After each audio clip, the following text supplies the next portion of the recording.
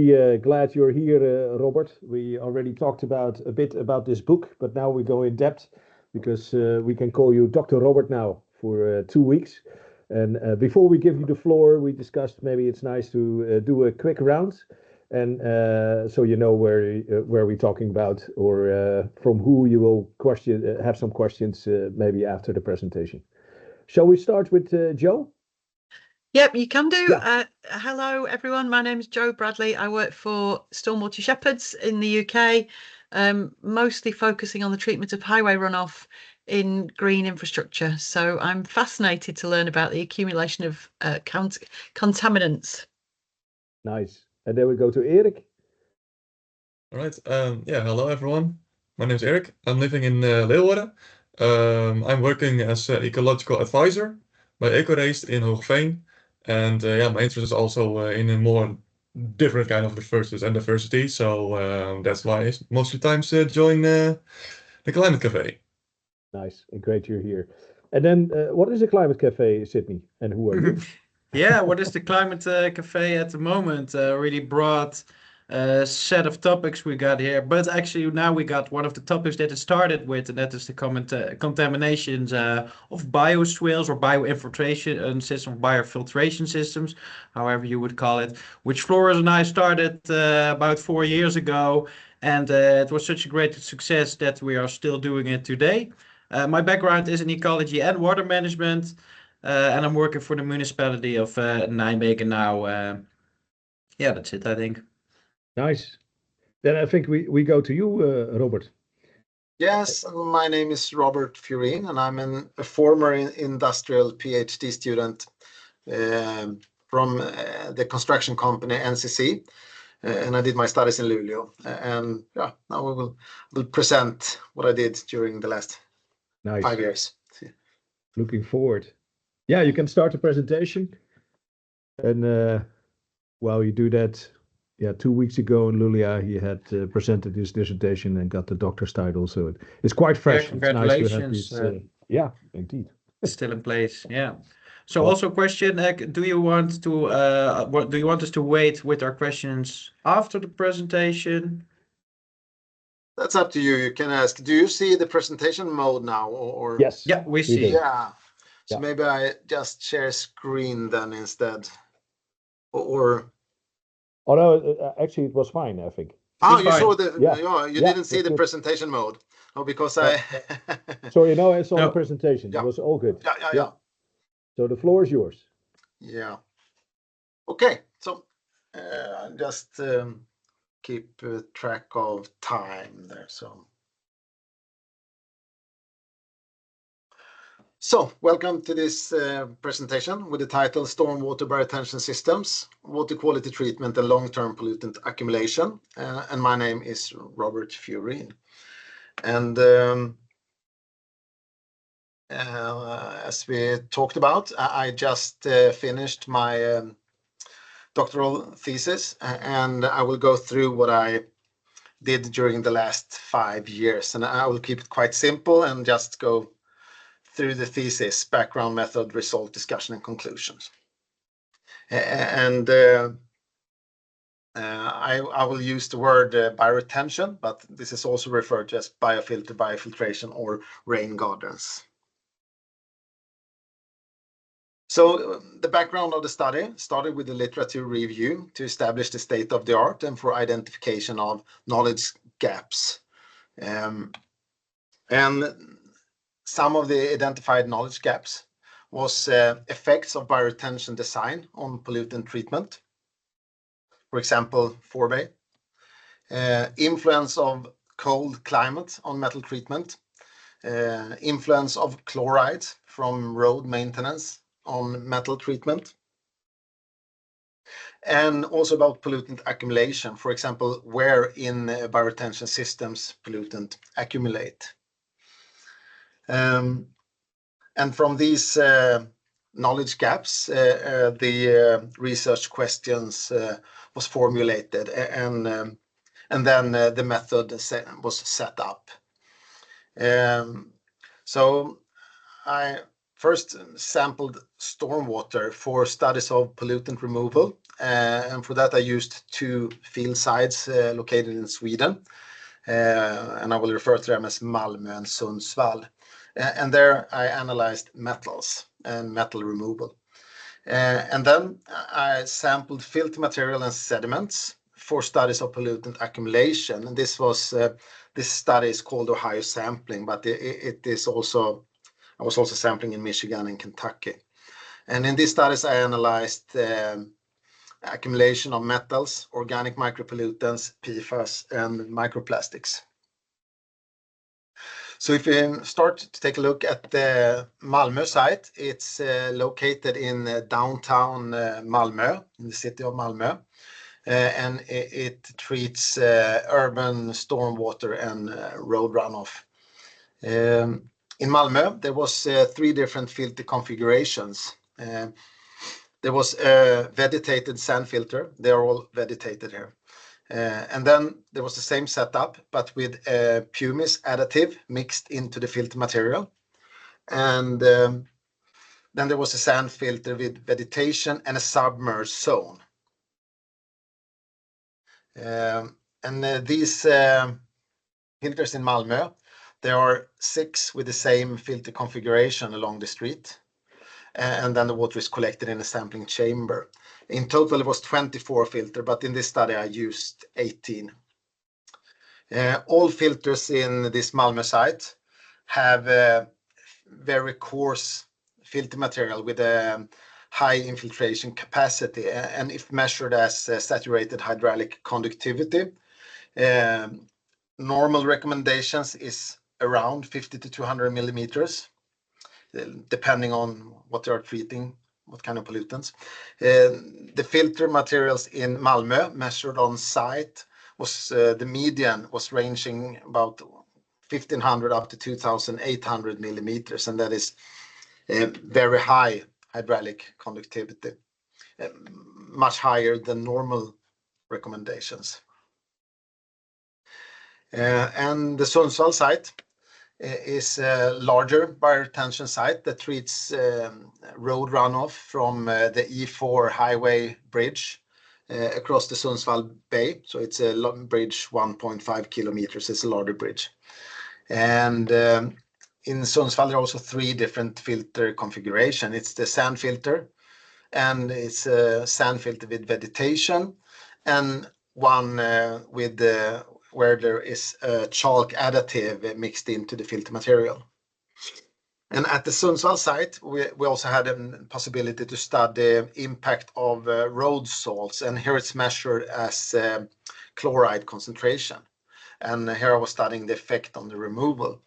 And this is since when sampling the stormwater, the sampling performed during summer and warm weather season had the median chloride concentration around 36 milligrams per liter, while the other group sampled in during winter and cold weather season had chloride concentrations with median of 1,621 milligrams per liter. So there's a large difference between the groups. So therefore it was easy to compare.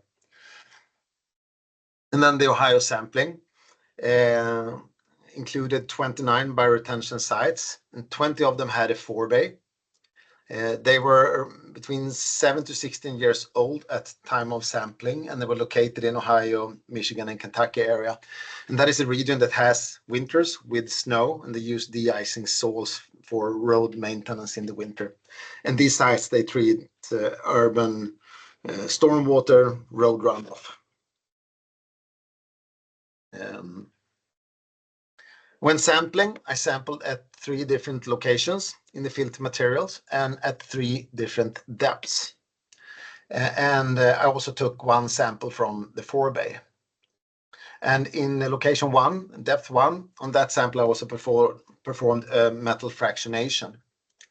And these colored rectangles will be used in the results section for identification of the different locations.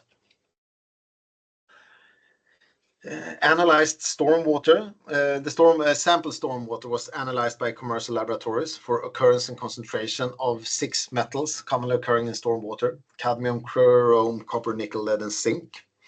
And at the Sundsvall site, there was also a focus on the chlorides, and in Malmö on the higher infiltration capacity. I got one question maybe. When were the samples taken? Is it at a specific time or after a stormwater event, or how?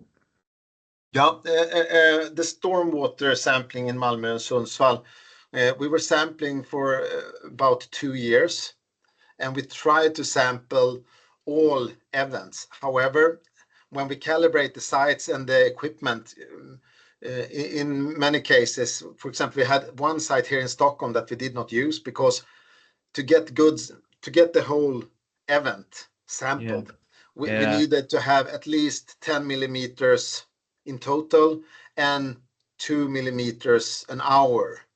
So that was a hard one. But these sites, exactly. Yeah, that's why I was wondering, because it's really hard to take a sample, but every sample helps. Exactly. So we were trying during 2 years to sample as much as possible. And the filter materials and sediments was also analyzed by commercial laboratories for occurrence and concentrations of 38 organic micropollutants, 16 PAHs, 7 PCBs, 13 phthalates, and 2 alkyl phenols, and also 35 PFAS compounds, and same 6 metals. And on the metals, we performed the metal fractionation, and we also analyzed the microplastics. So now we'll take a look at the results. And I start with the metal treatment in Malmö. And I will show you 2 examples. Total copper removal and dissolved. So here we have box plots with the removal percentages on the y-axis and the different filter configurations on the x-axis. So we have vegetated sand filter, and the same with pumice additive, and vegetated sand filter with the submerged zone, and the same for the dissolved. In general, we can see that there were higher removal of copper, lead, and zinc. Median removal was ranging 64 to 96%. And for those metals, the dissolved removal of dissolved metals was ranging 49 to 93%. And that is what you can see here, for example, with the copper, that the total removal here is higher, around 7 to 8, somewhere up to 87%, while for the dissolved, it's lower, ranging somewhere 50 to 60%. So we had lower removal of cadmium, chrome, and nickel. And for the total metals, it was ranging -6 to 64%. And for the dissolved, -9 to -208%. And minus, that is not removal. So this is rather a release of previously accumulated metals. Also to some extent a change in the fraction between total and dissolved also. Another thing you can see in this study was that the filter with the pumice additive did not perform as well as the other 2 filters in the study. And the explanation for this could be that the pumice additive that was mixed in was more coarse than the rest of the filter material. So you have a mixture of 2 materials, and then you have one. So the pumice was very coarse, and then there is a risk that you can get preferential flow paths where most water go very fast where you have the larger particles, and this may be the case for that site. For the submerged zone, we didn't see any difference to the other site. Previous studies have shown improved metal removal with the submerged zone. However, those studies also included a carbon source for bacteria to treat nitrogen, and it's most likely that it's the carbon rather than the submerged zone itself that removed metals. If you look at Sundsvall, where we had could compare the different the high and low chloride concentration. I also have 2 examples: total copper and dissolved zinc. And in these box plots, we have concentrations on the y-axis in microgram per liter. And on the x-axis, there are different sampling locations. So for example, stormwater sample in a pre-treatment tank and after the 3 different filters. And on the left panel, it's the low chloride concentration group. And on the right, it's a high chloride concentration group. And then there's the example with total copper and the salt zinc. And what we could see here was that in general, if you compare stormwater to after the filter, there is an efficient removal of chrome, copper, nickel, lead, and zinc, ranging 26 to 95%, and often around 99, rather high. Also, when higher chloride concentration, there was higher concentrations of metals in stormwater and after the filter, still rather efficient removal of the total metals. If you look at the dissolved metals, there was either no removal or rather a release, higher concentration after the filters than in the stormwater. You can also see that the filter with the chalk additive performed better than the other filters in the study. And this may be explained since the chalk can increase the pH in the filter material, and and therefore increase the metal adsorption.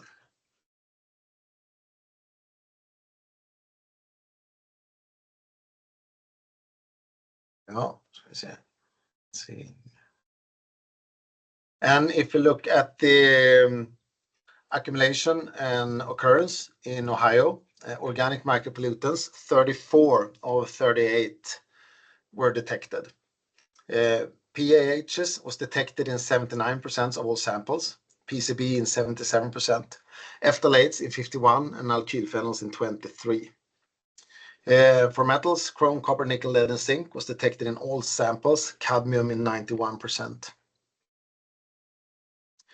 And if you look at the concentration of pollutants in the filter material, and we start with an example of organic micropollutants.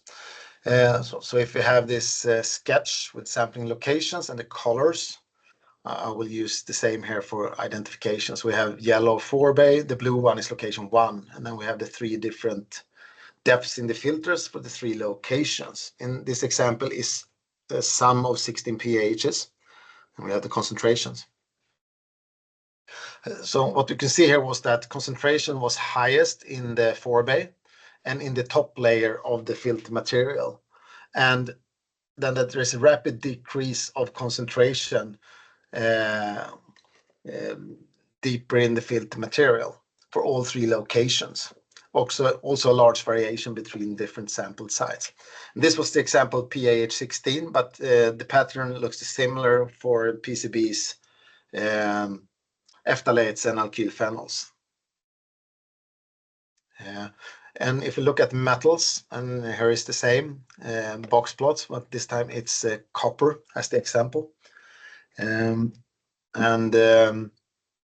Also here we can see that there is highest concentration in the 4-bay and in the top layer of the filter material, and that we have a decrease of concentration with increased depth in the filter material for all 3 locations. And here are results from the metal fractionation using a 5-step sequential extraction method. So we show you 2 examples where we have the different fractions, 1, 2, 3, 4, 5, where fraction 1 is the first extraction, where you extract the most easy soluble metals. And this stimulate normal rain with little acidity, pH below 6, 5.7, 5.5, something like that. And here we have the most, in the fraction 5 and 4, they are the most stable. So in this example, we can see that we have the fraction and then extracted metal content. So if you look at cadmium, most cadmium was extracted in fraction 1, and this indicates that cadmium is easy soluble, while chrome was the most stable in this study, where most metal content was extracted in fraction 5 and 4. However, we can still see that also for chrome, there are extracted content in fraction 1, 2, and 3. And this indicates that all metals, of course, are to some extent mobile. However, cadmium, lead, and zinc was more soluble from filter material, while chrome, copper, nickel was more stable. And this indicates the study that there is a risk of metal leaching from the filter material and sediments. If you look at the PFAS, and again we have the colors and the box plots, and to the left we have some of the 4 most occurring PFAS in this study, and this is one way of measuring it. But we also measured 35 PFASs, and that we have in the other box plot. And what we can see was that we also have a tendency of decrease with depth in the filter material, but different to the other organic micropollutants, what was that for the PFAS, there was lower concentration in the forebay. And this indicates that the PFAS compared to the other organic micropollutants are more soluble, and to a higher extent they are more hydrophilic. And that indicates that there may be a risk that they are not treated as well in the bioretention, for example, that the PCBs and the PAHs. And also when we compared sum of 4 PFAS and sum of 35, we can see that with the sum of 4 most common PFASs, we could predict 58 plus minus 29% of the 35. So therefore I would say that it's better to measure 35. Of course, yeah. And for the microplastics, most commonly occurring microplastics was PP, EVA, PS, and EPDM. And the EPDM, that's black particles and synthetic rubber. The microplastics was detected in 28 of 33 samples. They were most common in the top layer of the filter material, and highest concentrations was detected in the forebay. And then some words about the stormwater was what you can say within normal ranges compared to other previous studies. For example, stormwater data, Pamir et al., stormwater quality data, Macapis et al., and the StormTAC database. So therefore you can compare the results with other studies. A common trend was that we had the highest concentration in the forebay. However, when comparing in forebay, when you sample, we sample stormwater sediments, while in the filter material, that is a mixture of filter material and sediment. So we can expect, therefore, higher concentration in the forebay. So it's not that easy to compare. So I also made a mass balance calculation comparing the forebay and filter material. And here we can see that in the forebay, we had a higher concentration, almost 3 times higher sometimes. And however, if you look at the accumulated pollutants, only a smaller amount was accumulated in the forebays. And the explanation for this was that in this study, the forebays was rather small compared to the filter material. But it also indicates that even if you had the highest concentration in the forebay, filter material is still the most important factor in the bioretention system for pollutant removal. And we were looking at the metal treatment with example copper and zinc, where we can see that yes, we had an efficient removal of total copper even with higher chloride concentration. However, for the dissolved, we can see that there was rather leaching of previously accumulated metals during winter when we have higher chloride concentrations. And then you may think that, okay, so we're accumulating pollutants during the summer season and they are released in winter. Why build the bioretention? However, when we looked at the accumulation studies, we can, for example, with zinc, still see that we have a long-term pollutant accumulation in the filter material. So still there is a long-term positive effect where we still have more accumulated in the filter material than released. And the conclusions from the study was for metal treatment that in general, removal in the studied bioretention system with sand-based filter material was efficient, where total removal of total metals were often around 40 to 90%. Removal was most efficient for copper, lead, and zinc. Treatment of dissolved metals was less efficient. We can see that chalk had a positive effect on metal treatment, most likely due to increased pH. In this study, pumice had a negative effect on metal removal. However, this was a very coarse filter material, and there is a risk of preferential flow paths that can explain this. So further studies recommended. Filter materials specially adapted for cold climate, and that's the filter materials with a high infiltration capacity in Malmö. Treat total metals and dissolved copper, lead, and zinc efficient, and may be an alternative in areas with cold climate and or areas with high population density or limited space in cities where you can use that higher infiltration capacity. High chloride concentration increase metal concentrations in stormwater after the filters. In general, there is an efficient removal of total metals, even with higher chloride concentration. But there was a negative impact on the dissolved metal removal and rather causing release of previously accumulated metals. However, accumulation in the filter material show that more metals are accumulated over a longer period of time.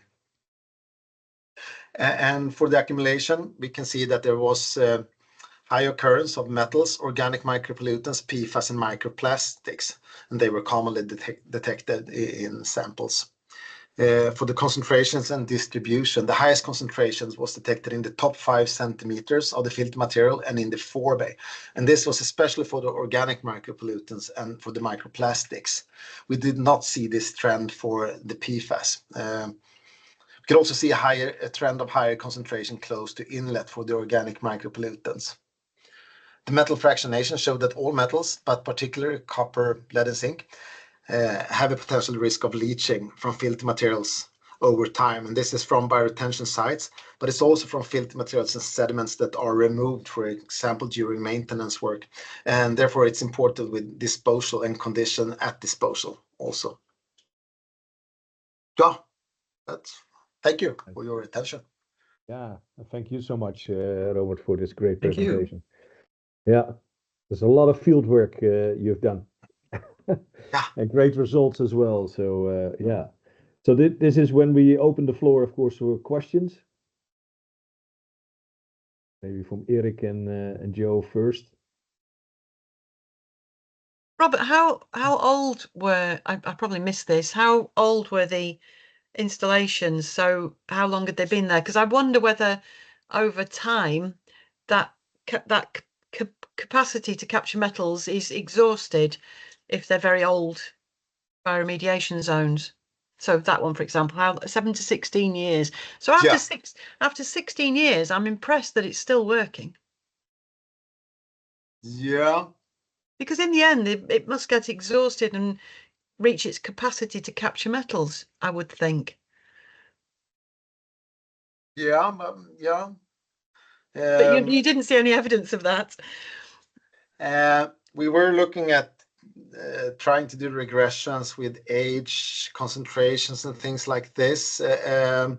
We got the thing is that we got rather negative correlations for that, and it was very hard to look at the results. And the problem here is that if I would like to study more the age and the effect, how it accumulates over when aging, I have younger sites from Sweden and older sites from the United States. Okay. But these 7 to 16 years old, most of them were 10 to 12. So you get a very small, it's very hard to fit the regression line with that small age. But yeah. It's good that they're still working though. After 10, 12 years, they're still capturing metals. That's and good. will be, yeah, and the last paper that we are still writing will be about the infiltration test of these American sites. And there we used another method with a larger ring that we were measuring for a longer time and pre-wettings and a lot more. And they still work rather efficient. Good. And it seems like there is sometimes the problem with clogging in some places, and it depends on the maintenance work and other things. But yeah, Yeah, still seem to work. Yeah, makes sense. Good. Thank you. Yeah, I got also a question. First, thank you a lot for the presentation. I really like it, the way how you presented it and the amount of pictures that you show. So it is easily to follow it. Even from my perspective, I don't have any knowledge of science, but even I recognize a lot of things that you are showing. Question about the box plots. You shown actually from different kind of metals. The flow of how the degrees actually is, of how much there is left or found in the different depth and the different area of the places. But how is it so that that it is different by the different kind of metals? If you know what I meant. yeah. Was it one of Yeah, those? these ones. Because Yeah. you're showing actually the different kind of the differences of the one of each other, but why is it so different? Between for this example was copper. Yes. So you mean between different sites or No, the different kind of metals, because you're showing this one is a copper, and by the dia before this, you had a different kind of metal. And what makes it that that it is so different? well, this was organic PAHs. Oh, So this was not metals. Sorry. Yeah. But if you just look at the metals in the thesis, there is a larger because we have for all the 6 metals, and there are differences between the metals. For example, cadmium we had in rather low concentrations already in the stormwater, and the cadmium seemed to be very dissolved, so we didn't get as high accumulations. We had a lot of non-detects for the cadmium, and there you don't get the same clear trend of decrease. And for chrome, you also have the effect that chrome can have this negative pH effect, and also you have the chrome 3 and chrome 6. So you can have a change in that. But the largest different trend was between the metals that were more similar compared to the organic micropollutants. And the difference here, why you get this more, is that the metals are mainly more natural occurring. So you can have a background concentration of metals already in the filter material. And you can have higher in the top layer where you have more sediments and it's easy filtrated, and you maybe have more organic material. For the organic micropollutants, they are more anthropogenic, so they are source related to the human activities, and therefore they may have lower concentration deeper down in the filter material. And this is also some of 16 PAHs. If you look at PAHs with, and now I didn't show the PCA because I thought it takes a long time to explain this, but the PAHs and PCBs with higher molecular weight had this trend, while the PAHs with low molecular weight didn't look more like they had not that strong trend, and they are more easy soluble also. So I would say that these PAHs are easily filtrated in the top layer, and they are very they are more hydrophobic. Okay, so that does nothing to do with the sizes of the different metals. I would rather for the metals, since they are quite small compared to the particle size in the filter materials, I would rather say it's their it's how they go between move between dissolved and particulate, depending on, for example, pH and organic matter. So for example, if you have a high content of organic matter in the top layer, you will have copper will be with high affinity for carbon will accumulate in the top layer. However, after 2-3 years, a lot of that carbon will start to break down, and at some time it will go to dissolve the carbon, and then the copper will most likely follow also and turn into the dissolved. So for the metals, they don't get destroyed. The metals, they exist. You have but they can change. They can attach to different materials depending on What is in there? yeah. So they can also be ions. You can have the ion bonds also, but they are not that strong. Yeah. But so they can change. While the organic micropollutants, for example, heavy PCBs, they are large complex molecules, and they have a very high. I don't remember this.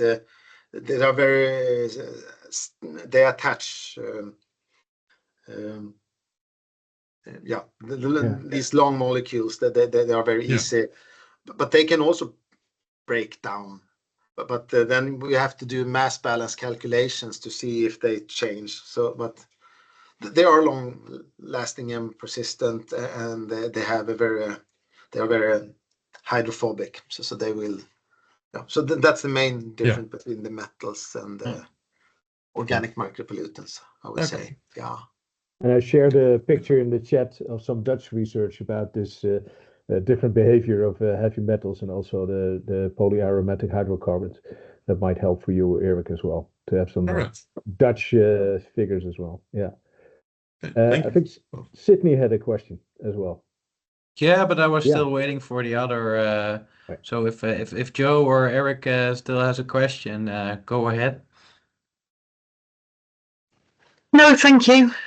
All right. I had one question. Maybe I missed it, but has there also been did you research the relation between retention times within the whole systems and different results? Retention time. What we did what we did was measuring hydraulic conductivity, but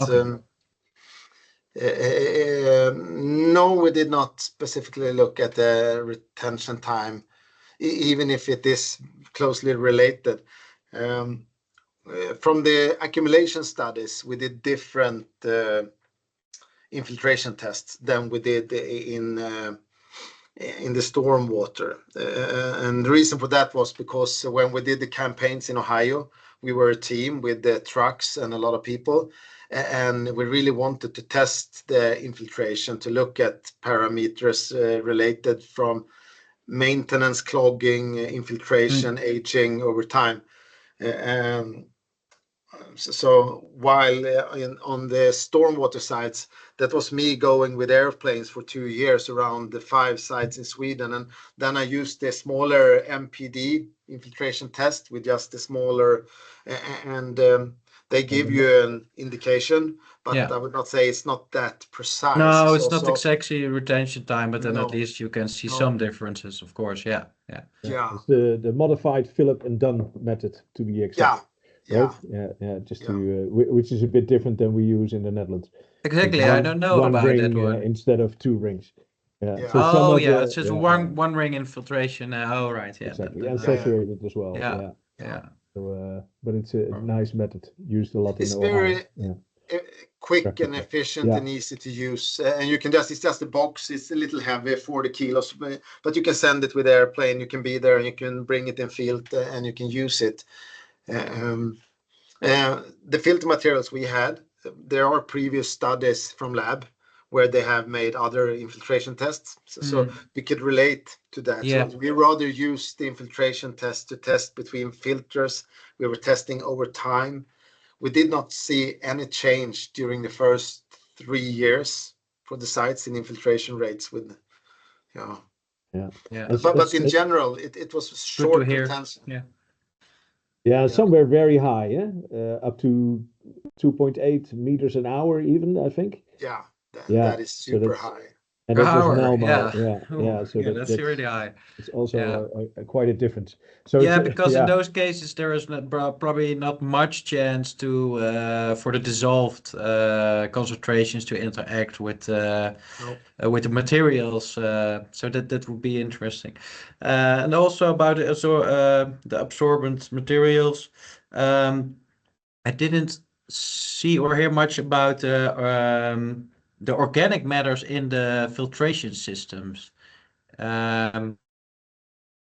Because we saw the results and the different types with the chalk and the pumice. But what about organic concentrations in the soil itself? Yeah. Maybe I missed it. It could be. So that were they similar between sites, or did you see like high differences in that? Well, in Oh yeah, here. if we had vegetation, that is the organic content. In the filter material and filter sand, we actually it's I don't find a good picture here right now, but it's rather sand with very low organic matter. Yeah, Low organic filters. Yeah. All right, yeah. yeah, That's quite because we're trying to test in the Netherlands now that we use the bioswale, so not the rain gardens, but maybe with a higher organic content. But that of course hinders the infiltration rate a little bit. Depends on how you organize it with plants and stuff. But so we're trying to find an optimum between the purification of the water and still retain the infiltration rate to get rid of the water, but which is one of the main goals, of course. But you tested but then actually, that's still interesting. So these results are usable for low organic filtration systems. yeah. Okay, cool. And we could see difference between the 5 sites we had. That this one in Malmö that had the higher infiltration capacities did not perform as well as the other sites with lower. So that we could see. However, the idea with this higher infiltration is that we had in I heard recently in Sweden a scientist at SMHI talking about 0 crossings in the winter when the temperature passed 0. So it used to be like you have summer and the winter and you have these 0 crossings, and then you get the winter with snow and it melts in the spring. But what you see today in large parts, for example, Sweden, is that the whole winter you will get a lot of 0 crossings. And then you will get frozen surface layers if you have more fines. Yeah. And then it will overflow. So the idea was to use, if you have a lot of temperatures fluctuating around 0, you can reduce the freezing with the more coarse filter material, and then you will get less overflow. So the calculation you have to do, and this was extreme now, this is not the best infiltration rate probably, but the idea is that you should have some kind of, how much yearly stormwater do we need to treat? 70, 80, 90%. And then you have to do the calculation then and see, how much removal will we have? Yeah. So it's some kind of optimization there between the infiltration rate with the retention time as an important factor. Yeah. Nice. Eric has a question. Yes, I have a question about mostly about the same kind of thing what we're talking about right now. You were saying there was also de-icing salts being involved. Has it also some effects on your results or even on the vegetations? It's the chloride effect, I think. Am I right? Yeah. Oh, that's what base for. That is de-icing. But we didn't talk if it had an effect on the plants. Of course, well, the mobilizations of metals, but that's quite a good question because we're quite afraid in the Netherlands about it as well. And you use so much more de-icing or chloride. Do you do something with the vegetation? Is that salt resistant, or is there any damage? Yeah, that's a very good question, and I don't I didn't look at that, but Katarina Lange in our research group has been studying in lab and in field the vegetation, and well, her recommendation is that you choose vegetation that is more resistant to the chlorides. Yes, because it's important. I think you can see it, at least in Sweden, you can see that vegetation close to highway is normally dead. Closest to the, it can be a lot of factors. It can be all the particles and all gravel, and it can be thick layers of snow and ice, but from the plow, but also the salt and the chlorides. Yeah. Yeah. Yeah, indeed, because this one, Sundsvall, is also on ClimateScan, and a lot of pictures are with snow. There's so much, such a different, situation than in the Netherlands. And Erik, you actually did some research on the choice of vegetation for these filtration systems. Did you That's take true. that into account? Did you find any plants for the Netherlands that are salt resistant, or was that not one of the criteria that was actually on your long list of Ooh, yeah, vegetation? that was actually too difficult. Yeah, The most times, for example, for this year, we might have about 2 or 3 days that we had salt that was needed, and that is basically not much at all. No, but I think Then actually definitely. I still have your list that you made, yeah, Eric, and it was mainly focused on drought and biodiversity. But I think you also made one column with salt-resistant vegetation types. yeah. But you already That's true. mentioned then also that wasn't your focus, so maybe just put them in there by coincidence. I know that here was in this study, Katarina Lange had focus on the vegetation, and she before this one she also made lab studies with different plant species, and Hmm. so she wrote some papers about that. Yeah, Might actually be a nice idea to hear something about that as well from her. exactly. In one of the next climate cafes. And maybe, Yes. Robert, during the events, there was a lot of discussion basically about the maintenance, because a lot of municipalities like Sydney are hearing this, and of course, it might frighten them as well. Do we have to use pumice or chalk or more organic? What are we gonna do after 16 years when it's polluted? And you use 4-base actually quite a lot. We don't have that in the Netherlands. That might No, actually be a good idea. we're gonna start using them probably. Yeah. Yeah, and there were actually some figures as well. If we're going to use that, what would your advice be for easy maintenance? Of course, without maintenance, you shouldn't probably implement these systems at all. But maybe you can reflect on some of the discussions we had during the fence. Yeah, when we talk about the 4-base, I would say that what's one important. There are several, but one of the most important things is that if it's possible to back up with a car, if you can dig out with a normal shuffle, easy, Yeah, the easy maintenance, and not like yeah, this in the street where you have to use these Yeah. are bolted into the street and you get all the dirt, so they are hopeless. yeah, But more easy where you just use the shuffle and the shovel, so you can make it really easy. Close car and just dig out.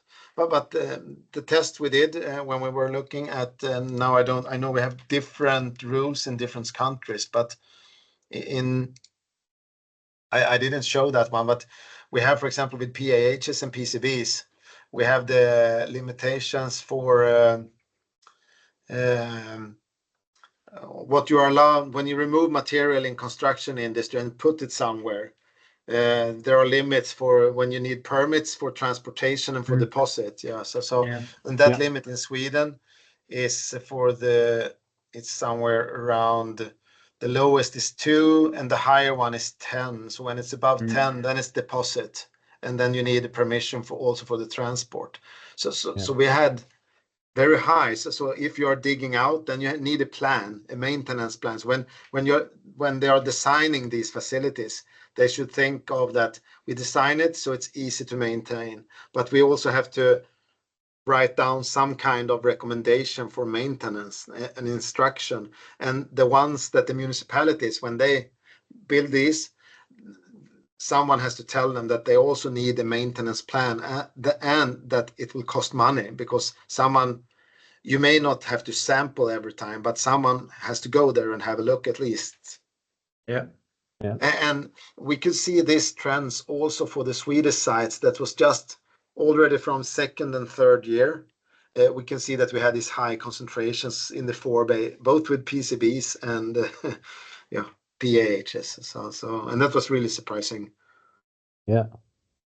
So Yeah. for the workers doing the job, they also need education to know that they should use the gloves and exactly. In the the Netherlands, mouth we even have protection. like this. You also probably have like these safety levels to work with different concentrations, and the people that are planning the maintenance should take that in account. And sometimes they become scared of those kind of things, like, oh, that's going to be really complex and expensive. And I actually had I heard once that I was talking about the accumulation of metals in plants, like how that might be potential, and they were like, no, if we do that, then we have to transport those plants as chemical waste, so don't do that. But of course, they were quite right about you shouldn't do it without thinking about it. Doesn't mean you shouldn't do it. Exactly. But, yeah, we should stay practical as well. That really, I really like that in your recommendations as well. The accessibility is quite important. Some research are making it very complex with treatment systems and very impossible accessible parts. And that's, of course, you're not going to do the maintenance if it's very difficult. But if it's easy and everybody understands it, I think that's a point taken that a lot of researchers don't talk about. But this is also Gorike Blekken's idea when we built this, that he really wants to have the overflow before the filter. Because to design it hydraulic. It's more of a first flush kind of way, or it's because many times the overflow is within the filter, and in the American sites it's normally very close. They normally have inlet overflow, so when you have flooding, you will get lots of sediments going out in the overflow. So he didn't want. So you design this one for the hydraulic, the maximum flow you want through the filter, and then the rest have to go to the overflow. So we don't. So the sediments stay here even when we have floodings. That's actually a really good point, because a PhD student from, I think, Delft, he actually showed a relationship between the position of the overflow in the bioswale or in a rain garden. If it's closer to the street, then you got more sediment in it. So this is a good solution to prevent it anyways. Nice. Yeah, we can learn a lot. Yeah, but we probably have to close down. It's almost an hour. Joe already has a lovely dinner, left, probably. There's a time difference with the UK. Next week, we're gonna go to Catherine. I think you know her as well, actually, Robert. Tundura, talking about the constructed wetlands. So also a trip to different countries, and now also a different measures. So that's really nice. So I hope a lot of you will join us with Katarina then. And I think for you, Robert, thank you so much. I mean, you're just a doctor. You're just before your holiday, which is well deserved. And an applause, of course. Again. Yes, thank you very much. Yes, Robert. thank you. I really enjoyed it, and I hope to read your thesis soon. Exactly. And if it takes Send too long, mail. I will take it. Yeah. Cool. With the address.